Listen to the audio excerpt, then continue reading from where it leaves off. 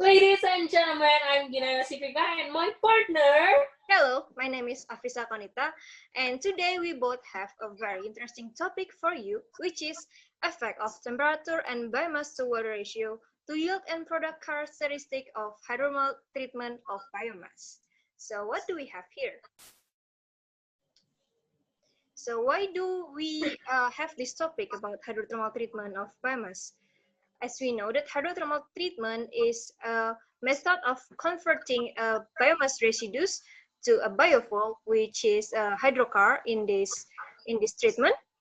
So it is a highly favored treatment in which the residues and waste can be converted in controlled temperature, pressure, and time in accordance to desired product. So what do we have so this hydrothermal treatment can be beneficial? Next slide. Yeah. We use this method rather than the dry method because this is much more cheaper, and also because of its first treatment that can help on the later process of the research. This also has a great potential because we use lignocellulose, in which in Indonesia we have so many forests and trees, so we can have much more lignocellulose. The operation variable we use in this research are temperature and biomass-water ratio. As we have temperature and biomass to water ratio in controlled condition, we calculate the solid yield and energy densification ratio. The solid yield means how much the hydrocar will we retrieve from the experiments rather than the raw product, rather than the raw material, and then the energy densification ratio will means higher one will means the better in storaging and handling. And the main goal is to analyze optimum operation condition to yield the best desired hydrocar, which is the operation variable, and then we have the best temperature and the best biomass to water ratio. So what do we have to do to get into the experiment, Vika? This method have three steps in general, which has pre-treatment, hydrolysis, and also recovery. The pre-treatment, we need the sawdust to be sieved and then chemically categorized. This will help later in the hydrolysis process. The research focused mainly on the hydrolysis because we change more variable in here. For example, we change the temperature condition and then the biomass-water ratio. And the last one, which is the easiest part, it is the recovery. So as we retrieve the hydrocar, which contains water, still contains water, and then we get it in the oven, and then we have a dry hydrocar in the recovery step. So we'll get into the methods. Okay, the first one is the pre-treatment, which we use sawdust. It is sieved using sieve, and then the contents are chemically characterized. There are water and then the cellulose and also other materials. Then the 15 gram of the biomass mixed with 150 milliliters of water, which is called slurry, then added into the autoclave. We have a picture for this. As you can see, the autoclave is symbolized with red box, and then the autoclave, which contains a slurry, is heated with a heater, symbolizes with a yellow box. And then the reactor is closed with a reactor cap, which is the pink cap. And then we have the mixer. We have the mixer added into the reactor, so that the slurry will be fairly distributed. Next, Vika. Okay, and then we need nitrogen also to strain into the autoclave to purge the air and then maintain the internal pressure to 100 megapascal.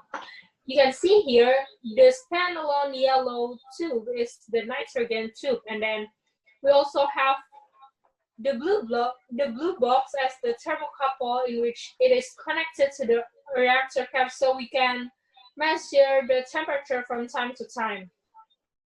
The autoclave was heated to the target temperature ranging from 200 to 330 degrees Celsius. The sample was then held for 30 minutes for residence time before the autoclave was cooled to the ambient condition. Then the next. Next, the slurry consists of hydrocarbon mixed with water was filtered using the vacuum pump. And then the solid part of the material then dried in an oven. It is the last step, which is the recovery step. It is dried in an oven at 105 Celsius for 4 hours to yield the final solid product. The experiments then repeated with other target temperature ranging 200, 240, 270, 300, and 330 degrees Celsius. After that, we also do the experiment in which we have a different biomass-water ratio, 5, 10, 15, and 20% in 150 milliliter water at 250 degrees Celsius. So what do we have from this experiment? What do we get from this experiment? As you can see here, Avissa, we have two different kinds of graph. We have the graph for different temperature, and we also have the graph for different biomass-water ratio. In here, you can see from the picture, we have yields at treated temperature, in which the y-axis is the hydrothermal yields in percent, of course, and the temperature in degrees Celsius as the x-axis. As you can see, this graph has negative trend. But why is it negative in treated temperature? So the reason this is called is negative because, as you can see here, higher temperature means less yield. But why is it like that? Higher temperature means more cellulose will hydrolysis with water. That's why the hydrogel yield will get less and less. That's why we need a lower temperature so we can get more yield. But at the same time, more heat means higher energy densification, means better storage, handling, and also lower cost. So these have both possibilities to be decided. We can have more yield, but with a higher cost, but we can also have less yield, but with a lower cost. And then the next one.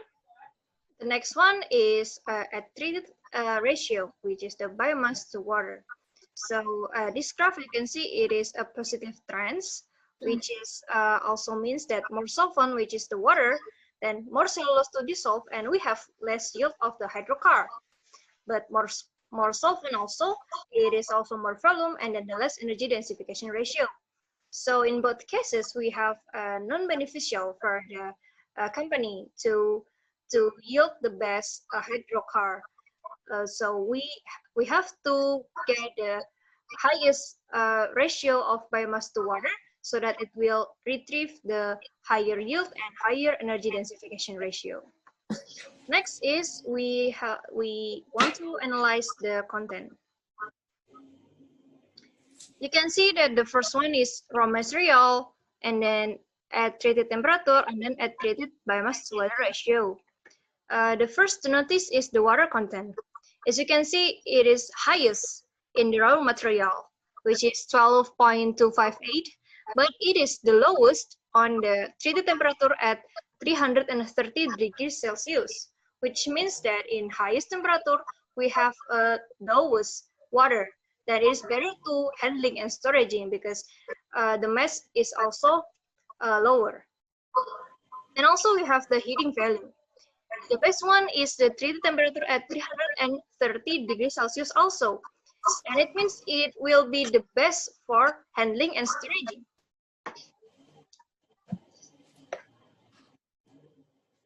And then the next slide, we have the conclusion. In this research, we conclude that we need an optimum process in which we have higher temperature with higher biomass-water ratio, both done at the same time. Why we need higher temperature? Even if it has less yield, we can use higher temperature because it has better handling, better storage, and also a lower cost. But why do we need higher biomass-water ratio, Avissa? So if we have higher temperature, then it means less yield for the hydrocarbon. So to compensate this idea, then we have higher biomass to water ratio so that the yield will be higher.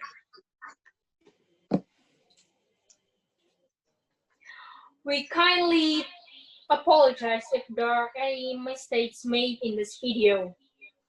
So we want to thank you for everyone who stayed with us until the last slide. I'm Vika. And I am Avissa. Thank you. And have a nice day, everyone. Bye-bye.